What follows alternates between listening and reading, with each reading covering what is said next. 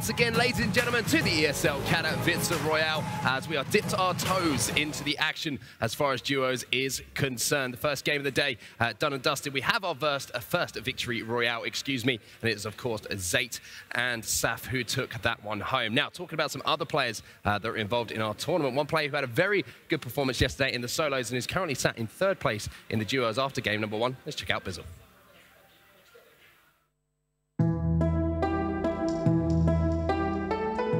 Big difference between NA and EU is I think NA has better competition. I think there's better players at NA compared to EU, but we've never seen an event where players go head-to-head, so this is just going to be a big event.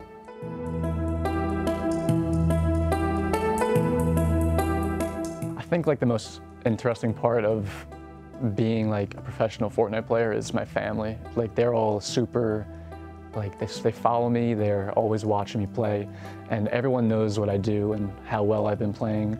And it's just cool to see like my parents, my aunts, my uncles, my cousins, how into what I am. And they're always following me, messaging me, congratulations. And that's really cool. It's really cool to see that.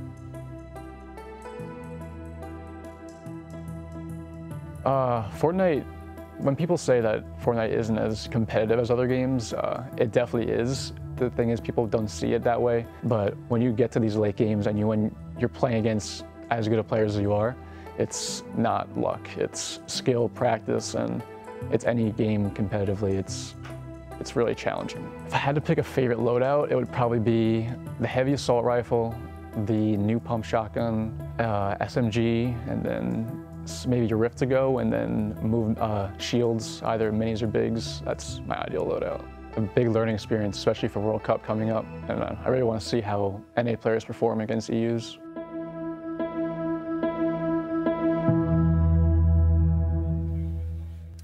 Some very interesting points there coming out from that interview with Bizzle. So there's a very serious tone to it, and some really interesting points. One of them, obviously, family massively supporting what he does, which is absolutely fantastic to see. But talking, it was the final little message there was, I'm excited to see how the NA guys can compare with the EU guys in the other regions, because this is kind of the first time that we've had that kind of melting pot of players in the same place. Yeah, especially on European soil, first time we're seeing it here. But I really think there's a lot of truth in what he says, at least looking at game 1. North America just came out swinging, and they absolutely tore through a lot of Europe's best. It's one game of 14, so let's not make wild conclusions. Let's not put everything out there on one game. But certainly, if this is a trend that keeps happening, like duos, North America are crushing it in this first game. Yeah, I mean, like you said, a lot of EU favorites just fell short this round, and I'm probably sure we'll see them change a few things up for the next couple of games. But it's okay, right? Like, again, it is 14 games. In Europe, they have a lot of time now to adjust what they're doing. There are a little bit of a different play styles that we've seen in some of the European and North American competitions, and, you know, he's right. Zate and Saf sat there right at the top. Sat at the top. What a great start for them. And, you know, we've got Mitro and Kuna coming in behind them in that second place. But then, as you say, that top 5, 3 out of the 5 teams there dominated North America. But we need to give a shout out to Toyoski and Nero, the local hometown heroes, making it into 5th place. And you could hear the support for those guys. It was phenomenal. Yeah, you could. The thing with Mitro being in 2nd there as well, that was a lot of eliminations they got in that we didn't duo. really see them in the end game. Right. And they weren't even in the final set of duos, right? Mitro was alive and got a few eliminations, but it was all America after that. So the importance of those 5 points per elimination does rack up. We see a couple of the controller gang there making it into the top 20 to start off with, so decent points on the board there. Myth and Cloud just outside those places, 21st, but good start from them as well. And we saw, you know, that top 5 there. You know, there was a lot of North American influence, but that top 10, a lot of different nationalities, a lot of different duos there. And as we've heard it from the players themselves already. I think you summed it up perfectly when we kicked off the show. This really is a marathon, not a sprint. And one game, it means very little in the bigger picture as we move forward. But I liked what Bizzle was saying about composure and that late game being decision making and real hard focus in the late game. And honestly, that's what we saw from Zate and Saf. They had the high ground, they kept their composure, stayed up there. Okay, we'll keep it, and we'll end up taking this game. Well, now someone that I know you want to deliver a special message to was obviously involved in that duo. Do you want to do it? Do you want to do the honors? Well, It's someone's birthday today. Hey, it's someone's birthday. It's someone's birthday. Go on, Mark, you do it. So, you know, sing us the song. Happy birthday. Oh, yeah. But whose birthday is it? It's Zaid's birthday. Hey, happy birthday, Zaid. Hey, what a happy gift. birthday to him.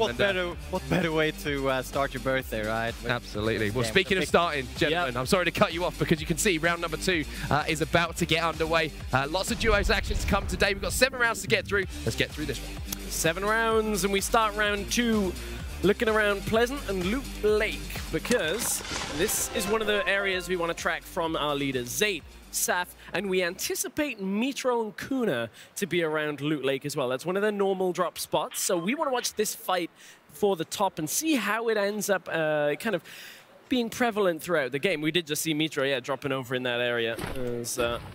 So we see them dropping here by the factories at Loot Lake, which is pretty safe in the sense of, you know, if you do see a team in Loot Lake, you don't necessarily have to engage. You can just fall back a bit and find another spot to loot. But I mean, you do need loot to make it to the end game, right? So I mean, there's not enough loot just at factories. Wait, are they split? Yes, they are. I was going to bring that up. Kuna is actually up on the hill where there used to be Stormwings spawning, I think, looking at the map. You can see we got a zoomed out version on the bottom right-hand side. So Saf and Zaid a little bit, but they're a lot closer to each other than Metro and Kuna. So a little bit of a risk, but this is that disengage that we were talking about. You know, it's not all about going for the eliminations early. I think it actually was a different team that is split up on that way, but definitely Metro and Kuna are split up. That's pretty risky, right? But I mean, even Zaid and Saf seem to be split up as well, Loot Lake. So I mean, there is a risk to it, but if you're comfortable enough with it, I think it's fine, right? And they proved that last game. Yeah. Honestly, though, not a lot of action going on with Kuna, Zaid, Saf, and Metro. We were anticipating maybe a little bit more of a fight, which is why we put our focus on this area of the map. I think it's safe to say, for now, they're not actually going to go head-to-head with how spread out they are. But this house, you know, we've been talking about this a lot. You and Baller have been talking about how that's going to become a point of interest in competitive the later it goes. But here we might see some action as Venos is around Rezero and X8, but they're on different levels at this point. They are way far away from each other on that vertical axis. Yeah, I mean, X8 and Razaru here in the basement of Polar Peak Castle, which is one of my drop spots. I really like this place, filled with materials. You have a lot of brick. You have a lot of wood here as well. Well, enough wood, I'd say. And you do have an escape plan as well. You can go in the back entrance of this castle and just make your way down to Greasy if you'd like, you know, Yeah, we saw a few games end in this area in the Polish and in the solos competition, so it's certainly one of those trickier areas to traverse to get up the hill, and always has that massive impact and mobility. We talked about it. There is a rift to go in the inventory. Great to get that early on. Yeah, you know, X8 and Raz, I do not believe they dropped in Polar last game, so I think they've switched things up a little bit. Well, that's what we were talking about, that adaptation game to game and saying, hey, let's go for a different drop. We swap over to one of my duos that I think is going to be a duo that'll do well because their online performance, Airwax and Nikov, didn't really have a great game one, but that's okay. 14 games, we're going to keep saying it because it is a massive, important part of this as we're on with Milan and Smeef. They're in a bit of a firefight. There are 2 other duos around, and Milan gets caught from above as the Brazilian team are dropping in. History takes a lot of damage, but he does end up getting the knockdown on Milan to begin this. History, however, is about 1 health in that box. If he could have got that elimination, that would have made it a lot easier for him. And now, I think that he gets covered by Far, and Far is able to pick one off. That instantly gives them that exchange. In an early fight like this, you did see Milan. He didn't really have any materials left at that point. So at that point, if you're at low ground, all you have is your aim to work with. And sometimes that's just not enough. You do need those mats if you want to stay on the upper hand of a fight. Funkbomb's got the right attire for Fatal Fields. He's got his dungarees, got his straw hat on, and is running through the cornfields as Nate Hill and Funkbomb back themselves away from the fight. And again, it's one of those things early on. If you don't get that pick instantly, is it really worth sitting around using materials, using ammo, and taking that trade? No, so this is a pretty interesting subject, right? So either, if you do leave a point of interest because of another team contesting you, there's not a lot of other places you can go, right? So sometimes the best option is to contest or engage in a fight. But look at this, tilted here with Aiden and Nick Mercs versus McSaliber and Keolis. We do not see a fight yet, but looks like we're about to go into a fight. Aiden and Nick pushing up here pretty slowly, but...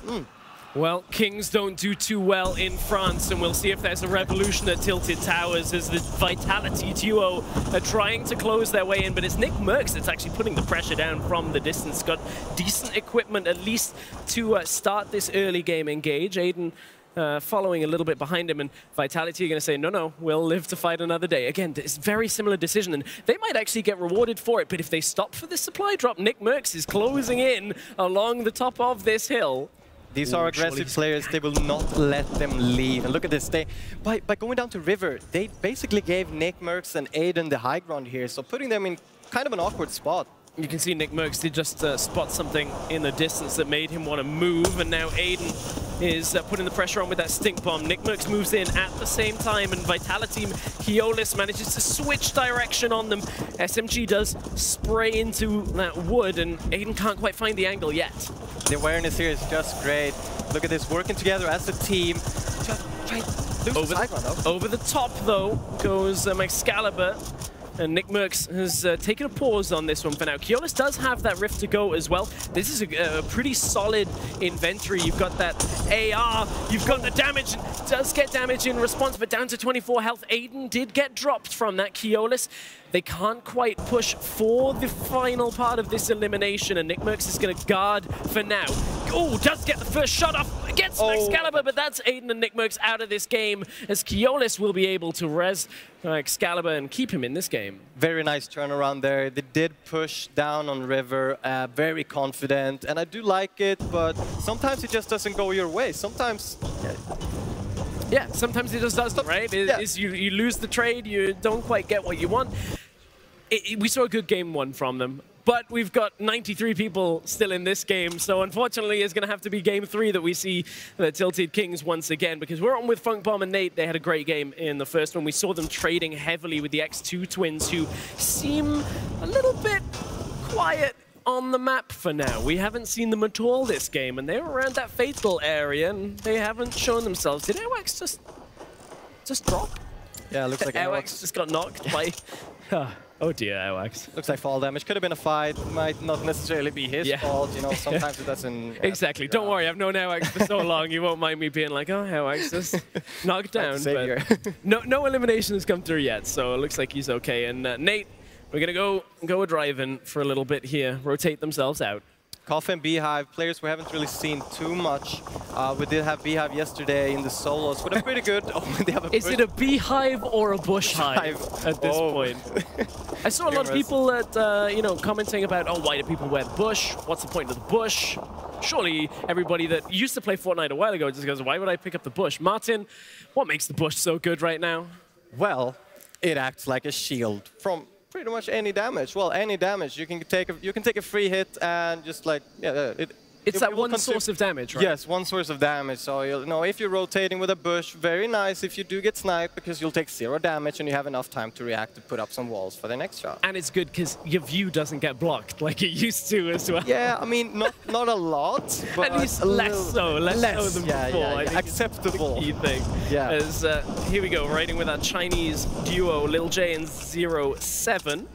They're on the edge. They got a duo to their right, and just going to keep themselves in the mix. Redeploy comes out. Something that, with the cannons, we were expecting maybe we'd see, because you need that redeploy if you want to redeploy the glider in midair. Makes sense, right? Not end outside the map, Use it to kind of stay extra safe with those cannon rotations. I think Tajovsky's made up for it with his performance today. I think Tajovsky in game 1 has already put that behind him. Yeah, I think I bring it up a little bit too much. I bet he wants to forget it. Look here at the inventory. Pretty good here with Nikov. Has a lot of shields. We saw them earlier in retail here on the little standoff up by the shops, but it does seem like they've just dropped fallen off a little bit here. And I mean, there's a third team moving in here, Tilted. Is that Provoked and Tux? Yeah, so Tux, the UK player who, again, UK doing very well. I know a lot of people say, oh, this British guy keeps tracking the UK people. But historically, the UK has not been a top esport country. When you look at Europe, it's been Denmark, it's been Sweden, Germany, France, doing very, very well. And UK in specific games shows up. And I'm glad to see that Fortnite, we have some contenders. A lot of good commentators, though, I may say.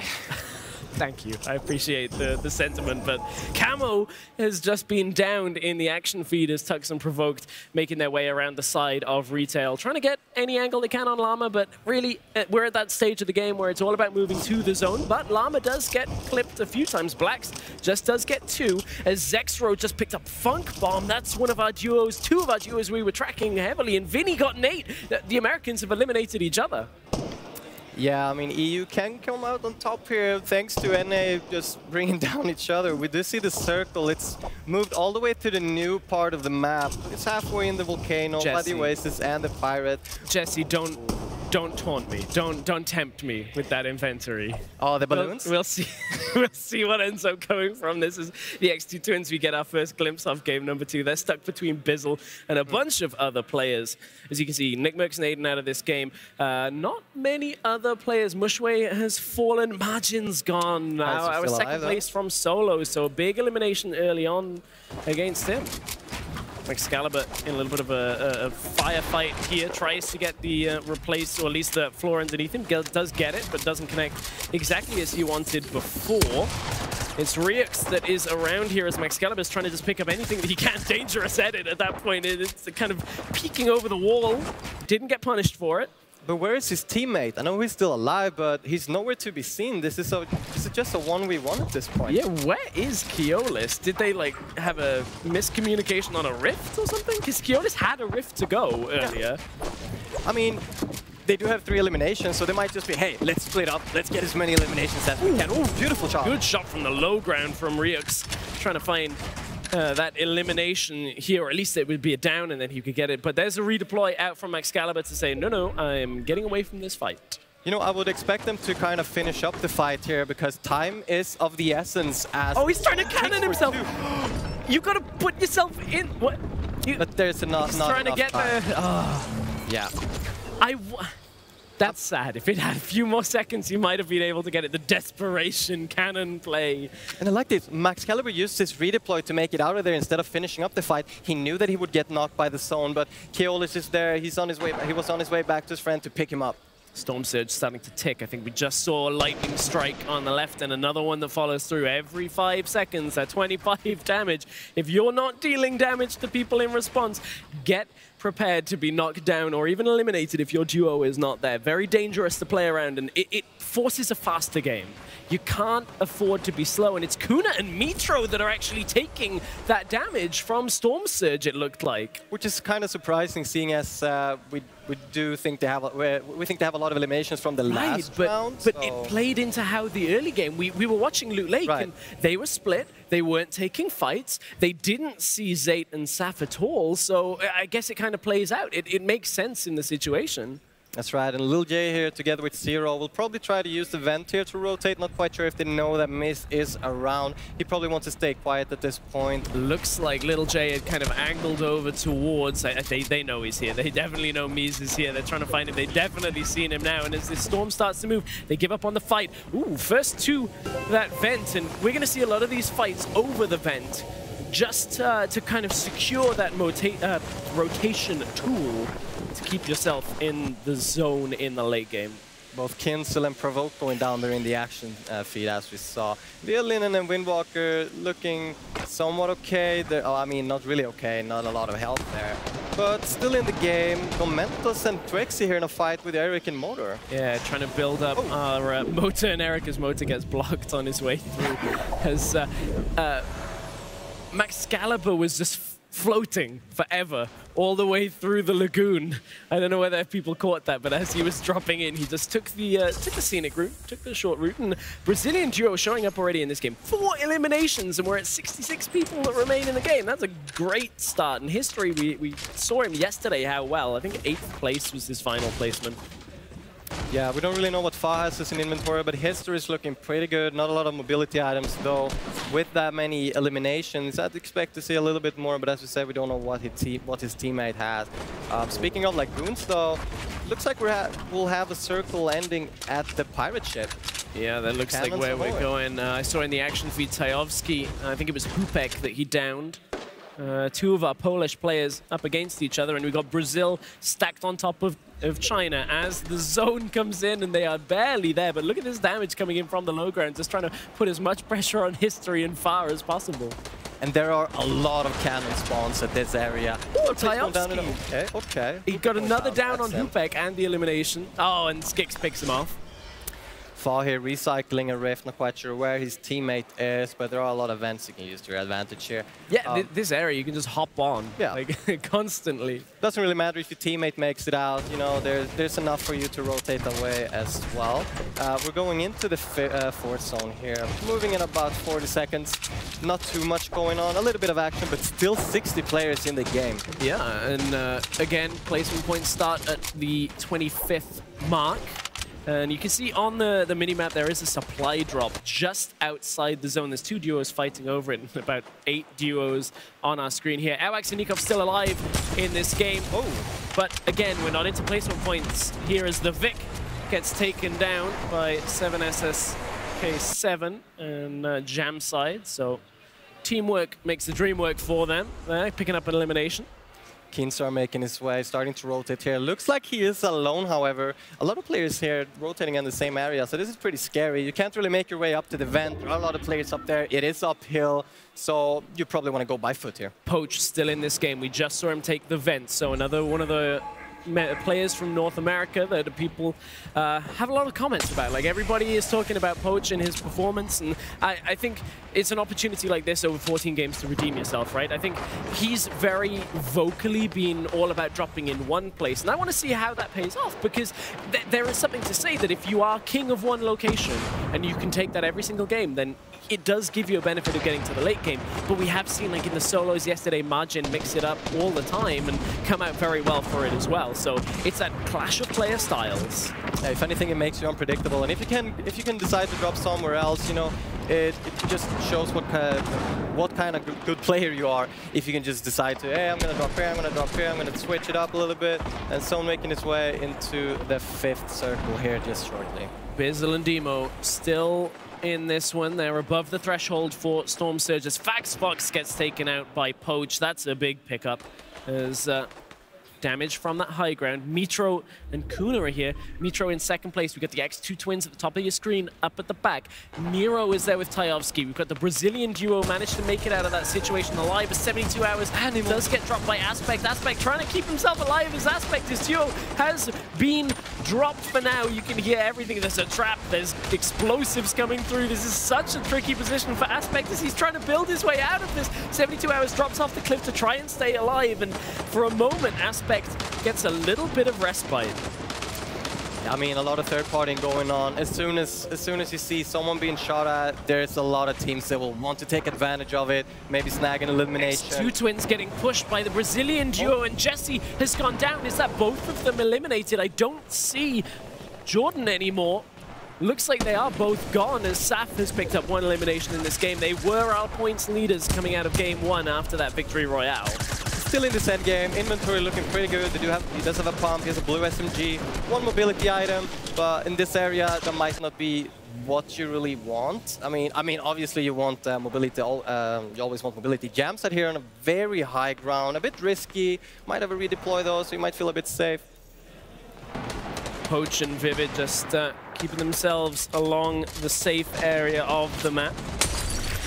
Opens the little supply drop here, but won't get the loot. Looks like it ended up on the outside, so takes a little bit of damage here from the stink nades, but Saf and Sage still in it. Try to attack. Yeah, trying to just get any more eliminations. Still 29 duos remain in this game, so there are a few solos sticking around, and nobody's on the top side of this zone by the Lagoon yet. Nobody has moved to the north. It's such open land, or sorry, not the Lagoon, those kind of oasis pits that are on the map. Zate just took down Aspect. A lot of more European teams here in the end game, which is It's really nice to see. More so than in game 1 for sure, and Keenstar's one of the guys that we have our eyes on. Look at where this zone moves. It's up and over the water. As part of the movement here, it's going to make it Eric just getting an elimination for himself. Big performance in one of his first real competitive situations. Blacks are just all alone on the north side of the circle as all these players are just in a brawl here trying to score some eliminations before we start moving, and here we go.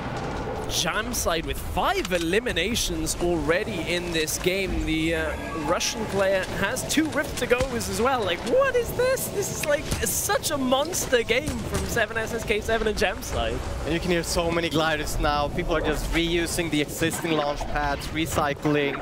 There's a lot of action going on, actually. You know, when you're up there flying around, you're in a pretty bad spot as well, because a lot of players will try to fire upon you. High ground going down there. Nero does end up falling as the 7SSK7 did just get dropped too. Zayt and Safler are leaders that we're following on. Some important eliminations, and they start to tick down as Myth just picked up Vivid in the kill feed. That's a big clash of names in the scene. And look, Myth and Cloud still alive on the left side. I think they might be surprising people in this. Yeah, Jamside just used a Rift to save himself from falling down from high ground. I just love that good reaction time. Bissell going down. Bissell fell, but Vinny and Zexro still alive. They were one of the duos that we said could very well take this entire thing. And Myth and Cloud from the sky is trying to drop back down. They've got to go past the Brazilian duo at the top of History and Far. As Cloud, look at him take shield damage and just drops through. And good timing for History to keep himself alive up on this high ground. Not a lot of mats here, so I'd like to see them maybe drop down and get a bit more aggressive here. We use some existing buildings to their advantage. A lot of players on low ground just dropping like flies right now. Fwexy going down. Yeah, Fwexy gone down. Razuru was knocked as well, as there is the elimination. Cloud gets knocked down. Beehive picking up a bunch, as does Cripper at this point. And Zayt trying to build up, does get Fwexy in that situation. Coffin B have just down though. Coffin B have just going ham. They have about 6 eliminations right now.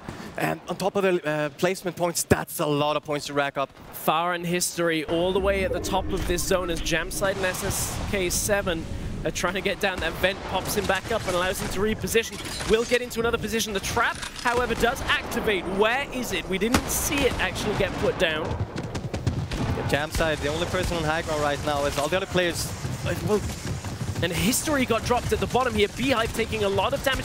There's pop rockets going off everywhere. Nobody can hear a thing, but there are 5 eliminations between Vinny and Zexro as we're down to 7 players. Vinny and Zexro both in pretty good situation here, although they are on the low ground. It's Coffee, Beehive, Jamside, Vinny, Zexro, and Sky still alive on this one as Beehive is eliminated from this game. Vinny gets Coffee down to 4. 3 duos remain, and it's a 2v1v1 as Jamside trying to find any kind of angle that he can on this fight. Surely this has to be Zexro and Vinny's to lose at this point. The only duo that remains, but they don't have the high ground. Jamside takes a lot of damage. Good trade from Vinny. It's now a 2 versus 1 as Jamside has fallen. Where is Skype? He can't survive. Gets taken out. Vinny picks up the victory royale with Zexro.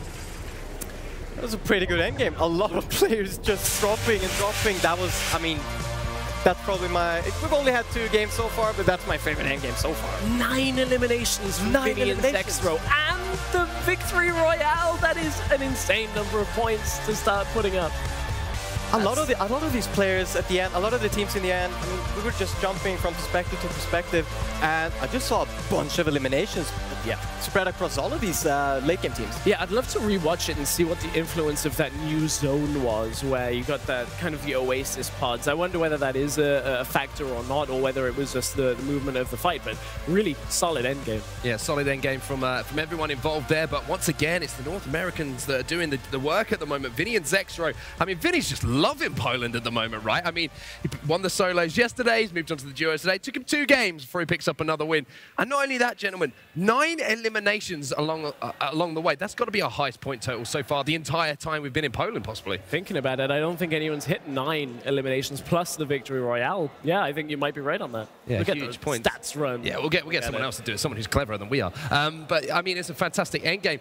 We were talking about how the North Americans came out swinging in game number 1.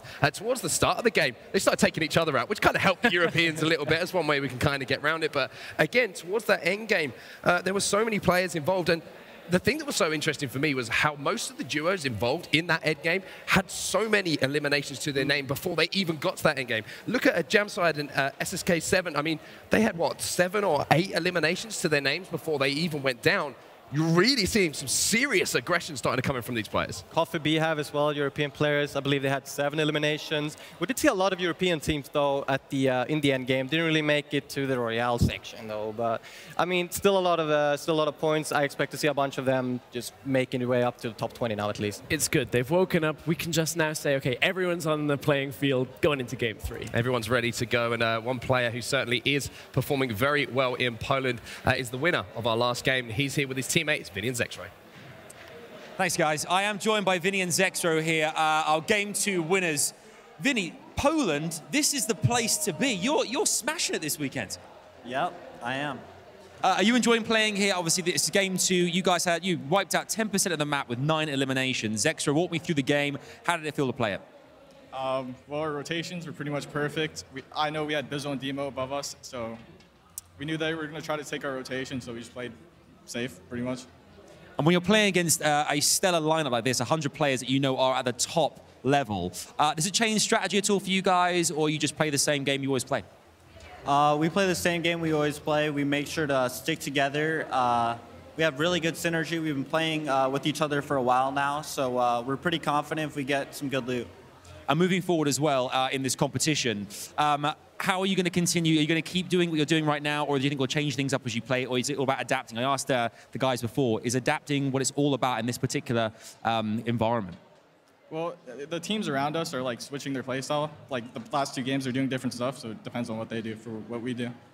And I've got to ask as well, Vinny, we mentioned earlier on a tweet you put out the other night saying you just signed for TSM, and this weekend could not have gone any better. The next tweet is, I've won the solos, and now you're doing great in the duos. Yep, it's awesome representing TSM at Poland. There we go. Guys, big love to Vinny and Zexro. Make some noise, guys. You're Game 2 winners. Congratulations. Keep on doing what you're doing. You're absolutely killing it. Back to you guys on the desk. What a great game number 2. It certainly was, Adam. Fantastic stuff from those gentlemen. And again, you know, we're seeing the formula to a few of these post-match interviews at the moment. Nobody getting too carried away with things. Everyone keeping things nice and calm because they know, as we said it before, we're going to say it a lot more times, by the way, this is a marathon, not a sprint. Second game of the day, even with those huge amounts of points on the board, there's so many more points available through the rounds that you can't get carried away with things. Yeah, absolutely. You have to just keep a level head, say, okay, that's Game 2, still got so many to go, so just got to keep doing it. That's what Vinny was saying, right? It's like, we'll just do our game, and as long as everything around us doesn't change too drastically, that means all they've got to do is find the right loot. But I mean, he said it does change. I mean, a lot of players are switching up their game style around them, and they mentioned you just got to adapt. It's just like the last interview as well. It's all about adapting, and you can just see the players adapting are the ones who comes out on top. Well, it seems to be the story of things at the moment, as obviously we can see our duo standings popping up there on this beautiful graphic that's hovering just over the audience, dangerously. Vinny and Zexro, they're obviously taking home first place there with 145 points. In second place there, Zayt and Saf, they made it towards the end game once more. But third place, my boys, Tomo and Item. Come on. Tomo and Item coming up. We haven't even really seen them in the game so far, and they're already in third place. This is how volatile the standings can be. You can see Jamslide and SSK7 jumping up with their solid performance that we saw again. So really just this is going to keep shifting for at least the next few games. Yeah, and Aspect and Animal in that top 10 as well. Yep. They were kind of one of the duos we were talking about before anything got started just a few days ago about players to keep an eye on, players who are going to impress because they've been talked about a lot in the scene. Far in history, doing pretty well as well. At 13th right now, they've been in the mix both games, and they're actually pretty good, I think, at establishing that high ground and then taking fights. A couple of situations where they just lost out.